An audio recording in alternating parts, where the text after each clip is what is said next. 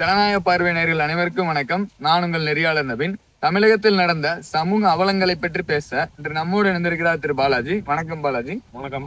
இப்ப சென்னை துறைமுகம் தொகுதியில பாத்தீங்கன்னா மக்களிடம் கோரிக்கை கேட்க போயிருந்த தாவேக்காவை சேர்ந்த மக்களை திமுகவை சேர்ந்தவங்க கடுமையா தாக்கி இருக்கிறதாகவும் அவங்க மருத்துவமனையில சிகிச்சை பெற்று வருவதாகவும் ஒரு செய்தி உலா வருது. அதோட விபரத்தை பத்தி சொல்லுங்க. பாரிமுனைங்கிற ஒரு பகுதியில துறைமுகம் சேர்ந்த தொகுதி எல்லாருக்குமே தெரிஞ்சதுதான். அமைச்சர் தேகபாபு ஒரு தொகுதி. நாங்க தமிழக வெற்றிக்கழக சேர்ந்த நிர்வாகிகள் என்னன்னா மக்கள் பிரச்சனைக்கு ஒரு கருத்து கேட்க போறாங்க. அங்க என்னென்ன பிரச்சனை இருக்குன்னு கேட்க போறாங்க. அதை போத்துக்க முடியாது. அங்க இருக்க திமுக நிர்வாகிகள் 100க்கு பேர் மேற்பட்டவங்க என்ன பண்ணாங்கன்னா அங்க இருக்க தாவேக நிர்வாகிகளை அடிச்சு இந்த மாதிரி பண்ணாங்க. அதுல 6க்கும் மேற்பட்டவர்களும் மருத்துவமனை அனுமதி பண்றாங்க. 2 பேர் அங்க ரொம்ப தீவிர சிகிச்சை இருக்கிறாங்க. அதுல ஒரு 4 மாத கர்ப்பிணி பெண்கள் இருக்காங்க. இந்த மாதிரி ஒரு அவலம் தொடர்ந்து நடந்துட்டு தான் இருக்கு. இது ஏன் இந்த மாதிரிலாம் பண்றாங்கன்னா தொடர்ந்து பல கருத்துக்களையும் பல சர்வேங்களும் சென்னையில தமிழக வெற்றி கழகம் திமுக தோக்கடிக்கிறது காட்டுது. அதனாலதான் இந்த மாதிரி பல விஷயங்களை திமுக பண்ணிட்டு இருக்காங்க. ஆனா இந்த கேள்வி பாத்தீங்கன்னா அமைச்சர் சேகர்பாபு கிட்ட வச்சிருக்காங்க. ஆனா அவர் என்ன விளக்க சொன்னாருன்னா அங்க திமுகவை சேர்ந்த மக்களே இல்லைங்க, அங்க தாவேகாவினருக்கும் பொதுமக்களுக்கு தான் அந்த சலசலப்பு ஏற்பட்டிருக்குது, கைகளை ஏற்பட்டிருக்காரு. அதை எப்படி பாக்குறீங்க? இப்ப அவர் சொல்ற மாதிரி அங்க தாவேகா பொதுமக்களுக்கு பிரச்சனை சொன்னார்னா தமிழக வெற்றி கழகம் அந்த பிரச்சனை நடந்தோடனே தமிழக வெற்றி கழகம் அங்க எஃப்ஐஆர் போட போனாங்க. அங்க எஃப்ஐஆர் போலீஸ் ஸ்டேஷன்ல எடுக்கல. அதுக்கப்புறம் தமிழக வெற்றி கழகம் சேர்ந்த நிர்வாகிகள் என்ன பண்ணாங்கன்னா ஹைகோர்ட்டுக்கு போய் அங்க இருக்க ஜட்ஜிட்ட பேசி ஜட்ஜி என்னன்னாருன்னா இந்த மாதிரி கமிஷனர்கிட்ட போங்க, அங்க போய் கேளுங்க அப்படின்னு சொல்லி அங்க அனுப்பிச்சு விட்டாங்க. இந்த மாதிரி தமிழக வெற்றி கழகத்துக்கு பிரச்சனை நடந்தனால அவங்க போனாங்க. எந்தவித பொதுமக்களோ யாருமே எஃப்ஐஆர் போட போகல. இவங்க எந்தவித எஃப்ஐஆருமே போடல. சப்போஸ் இது நல்ல அரசா இருந்தா முதல்ல இது என்ன பிரச்சனைன்னு கேட்டு அப்புறம் எஃப்ஐஆர் போட்டு இதுக்கான விசாரணை ஆரம்பிச்சிருக்கணும். இது வரைக்கும் எந்தவித விசாரணையும் தொடங்கல, எந்தவித எஃப்ஐஆருமே போடல. 2021 ஆண்டு சட்டமன்ற தேர்தல் பாத்தீங்கன்னா காங்கிரஸும் திமுகவும் சேர்ந்து சந்திச்சாங்க. அதே போல 24ஆம் ஆண்டுல வந்த பாராளுமன்ற தேர்தலையும் சேர்ந்து சந்திச்சாங்க. ஆனா இப்ப பாத்தீங்கன்னா காங்கிரஸுக்கும் திமுகவுக்கும் ஒரு சலசலப்பு போயிட்டு இருக்குது. இப்ப இவங்க 2 பேரும் சேர்ந்து இந்த தேர்தலை சந்திப்பாங்களாங்கிறதே ஒரு கேள்விக்குறியா இருக்குது. அது மட்டும் இல்லாம காங்கிரஸை சேர்ந்த பாதி நிர்வாகிகளுக்கு தாவேகாவினரோட கூட்டணி வைக்கலாம் அப்படின்னு சொல்லி அபிப்பிராயம் இருக்குதா ஒரு செய்தி உலாவுது. இதை எப்படி பாக்குறீங்க? காங்கிரஸ் அவங்க என்ன பண்ணாங்கன்னா ஒரு குழு அமைச்சாங்க. தேர்தல் கூட்டணி வைக்கிறதுக்கு ஒரு குழு அமைச்சாங்க. கிறிஸ் ஜோடங்கர்னு அவர் தலைமையில நம்ம தமிழ்நாட்டுல காங்கிரஸ் கமிட்டியில ஒரு குழு அமைச்சாங்க. இப்ப அவங்க பேச்சுவார்த்தை ஆரம்பிக்கிறதுக்கு திமுக பலவேறு கட்டமா போனாங்க. பலவேறு கட்டங்கள்ல போய் இன்னும் திமுக இது வரைக்கும் ஒரு குழு அமைச்சு அவங்ககிட்ட அபிஷியலா பேசல.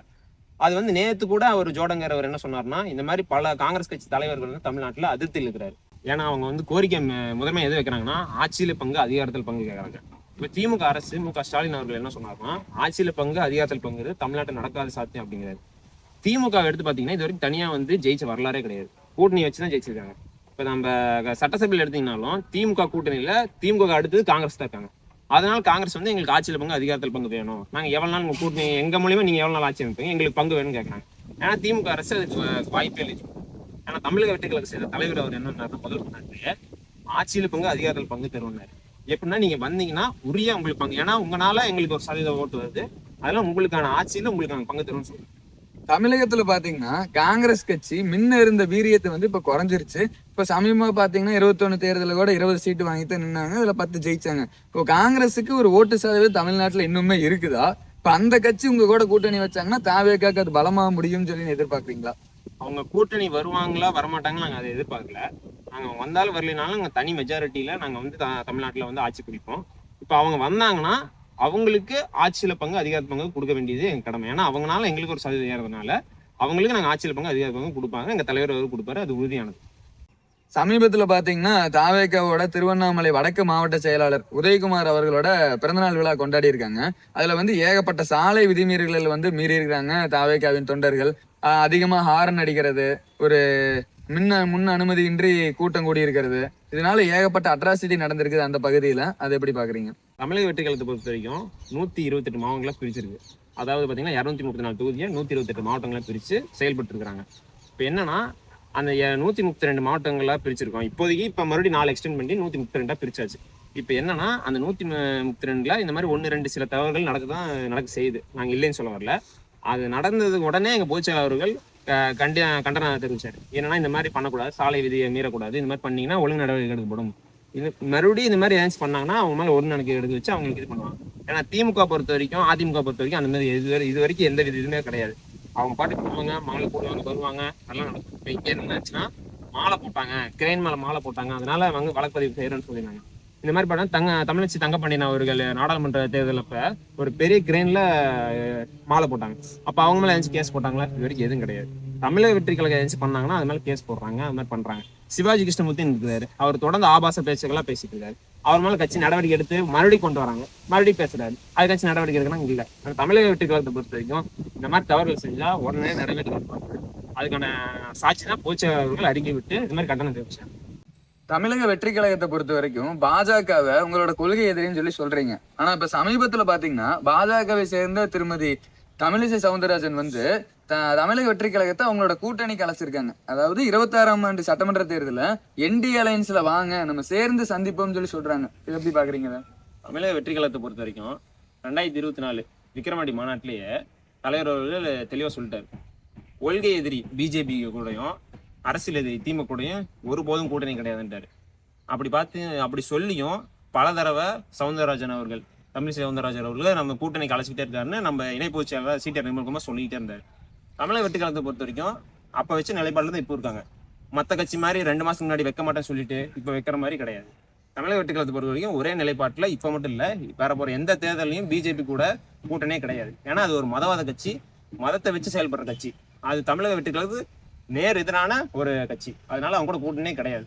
இல்லைங்க, அவங்க என்ன சொல்ல வர்றாங்கன்னா 2026ஆம் ஆண்டு தமிழகம் வந்து தமிழகத்துக்கான முதல்வருக்கான தேர்தல் வந்து நடக்க போகுது, சட்டமன்ற தேர்தல் நடக்க போகுது.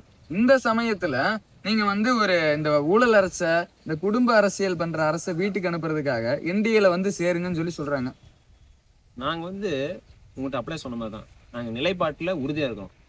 எந்தவித எப்பவுமே முதல் மாநாட்டில் சொன்ன மாதிரி தான், கொள்கை எதிரி அது ஒரு பாசிச சக்தி, அந்த சக்தி கூட சேர்ந்து இணைந்து வேலை செய்து நடக்காத காரியம். பல பேர் மாதிரி கொள்கை தான் முக்கியத்துவம்னு சொல்லிட்டு நாங்கள் போய் கூட்டணி சேர கட்சி நாங்கள் கிடையாது.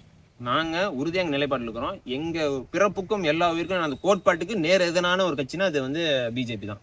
அந்த கட்சியை கூட்டணி வச்சு நாங்கள் செயல்படுறது தமிழக மக்களும் ஏற்றுக்க மாட்டாங்க, யாரும் ஏற்றுக்க மாட்டாங்க. அதனால அது நடக்காது. தமிழக வெற்றி கழகத்தை பொறுத்த வரைக்கும் தனி மெஜாரிட்டியாக மக்கள் எங்களை ஆதரிப்பாங்க. பாத்தீங்கன்னா சேலத்துல தாவேக்காவோட மக்கள் சந்திப்பு நடக்க இருக்குது. அதுல எந்த மாதிரியான விஷயங்களை திரு விஜய் அவர்கள் வந்து சுட்டி காட்டி பேசுவாருன்னு நீங்க எதிர்பார்க்குறீங்க? தமிழக வெற்றி கழக தலைவர் தளபதி அவர்கள் வந்து பல்வேறு மாவட்டங்களுக்கு போயிருக்காரு.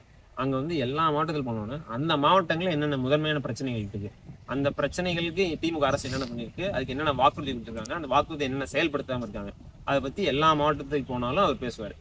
அதே மாதிரி நாளைக்கு சேலம் மாவட்டத்திலையும் அங்க என்னென்ன பிரச்சனை இருக்கு, அங்க என்னென்ன திமுக வாக்குறுதி கொடுத்தாங்க, அது எது இது வரைக்கும் செய்யலை, அதெல்லாம் சுட்டி காட்டி பேசுவாரு. அது மட்டும் இல்லாம தமிழகத்துல தாவிக்காவுக்கு தொடர்ந்து அநீதி நடக்குது. ஏதாச்சும் மக்கள் கருத்து கேட்க போனா அப்படியே உங்கள்கிட்ட சொன்ன மாதிரி தான், ஏதாச்சும் போனை மக்கள்கிட்ட பேசினாலே அடிக்கிறாங்க. அதுக்காக அவருக்கு கண்டனம் தெரிவிச்சு ஏற்கனவே அறிக்கை விட்டுருக்காரு. அது வந்து நாளைக்கு சேலத்துல அது பேசுவார் நான் நினைக்கிறேன். நாளைக்கு நல்லபடியா நடக்கும். பிரச்சனைகள் யார் வேணாலும் பேசலாமுங்க, அதுக்கான தீர்வு எப்ப பேசுவாரு? தீர்வு காணணும் இல்லைங்க. தீர்வு காணணும்னா நீங்க வந்து தமிழக வெற்றி கழகம் ஆட்சி அமைஞ்சோன்னு முதன்மையான சக்தியா ஆட்சி அமைஞ்சதுக்கு அப்புறம் தமிழக வெற்றி கழகம் இந்த பிரச்சனை எல்லாத்துக்கும் ஒரு தீர்வு கொடுக்கும். நன்றி திரு பாலாஜி. நன்றி. ஜனநாயக பார்வை நேயர்கள் அனைவருக்கும் நன்றி. இந்த காணொலி குறித்து உங்களுக்கு ஏதாவது கருத்துக்கள் இருந்ததுன்னா கீழே கமெண்ட் பாக்ஸ்ல தெரிவிங்க. ஜனநாயக பார்வை யூடியூப் சேனலுக்கு லைக் பண்ணுங்க, ஷேர் பண்ணுங்க, சப்ஸ்கிரைப் பண்ணுங்க.